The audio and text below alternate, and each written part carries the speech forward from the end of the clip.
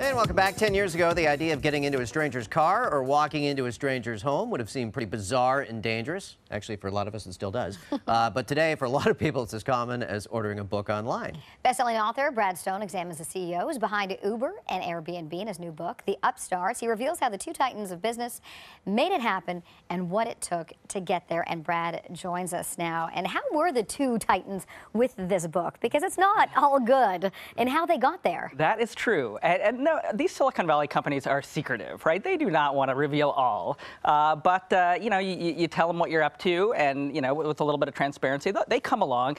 Airbnb, you know, living up to its reputation for hospitality, was a little bit more open. People are probably familiar with Uber and maybe the somewhat aggressive reputation of its CEO, Travis Kalanick. He took some persuading.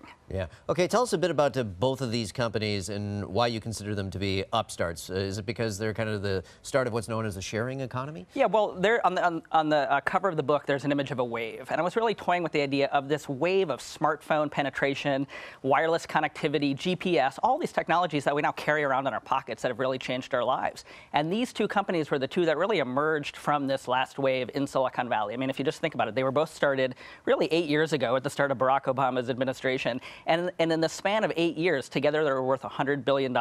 They've raised probably over $25 billion, and they've really changed cities. I mean, the impact even here in Toronto is apparent, where you really don't even need to rent a car anymore, and you don't have to stay in a hotel. Well, was that the genesis for both of these CEOs? Were they sitting at a coffee shop just staring at their smartphone and thinking, man, how can I monetize this? What can I do with this? No, actually, I think an element to getting the timing right is they had the ideas a little bit before the iPhone took off. In the case of Uber, the original founder, a guy named Garrett Camp, was actually inspired by a scene in the movie Casino Royale. And it took me a while. I had forgotten the movie, but if you go back and look at it, there's a product placement by Sony Ericsson where James Bond is literally looking at an Uber way before Uber. And so he actually was inspired by that and then realized with the iPhone that you could actually do it. Speaking of inspiration, were they also both inspired by Obama?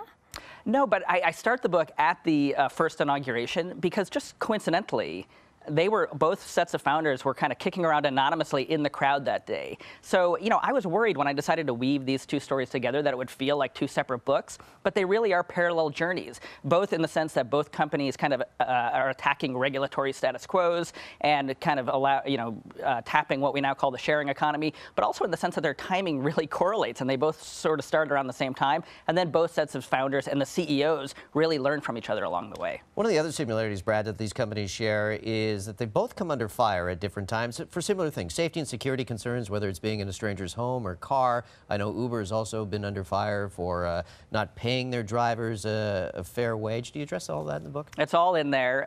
Yeah, I think, you know, something that has characterized both of these companies is the controversy all along the way. They were moving the digital world into the physical one. The CEOs of Google and Facebook, they didn't have to worry about being politicians, right? They kind of stayed in their geeky realms in Silicon Valley. These CEOs had to create political coalitions to go and change the law in places like Toronto, where, you know, you could either hail a cab or pre-order one. The idea of an e-hail was really not addressed by the law. Yeah, but I think one of the things that concerns a lot of folks about these companies is that they seem to kind of wash their hands at times when controversy does beset them. That it's, listen, we're just connecting buyer and seller. What happens between them is between them.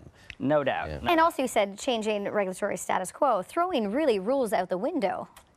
Totally. Now, to be fair, those rules never addressed things like an e-hail or sharing your own apartment or your in-law or your home, for that matter. And so cities have had to wake up, address the changes brought about by technology, and come up with smart regulations. And the challenge is that these Silicon Valley companies just went ahead, didn't ask for permission, kind of begged for forgiveness afterward. Yeah. Just really quickly, are these companies, are they here to stay? Because they've obviously rivaled the hotel and the taxi industries who've both cried foul about this. But the sharing economy in general, it's not going anywhere? It's not going anywhere.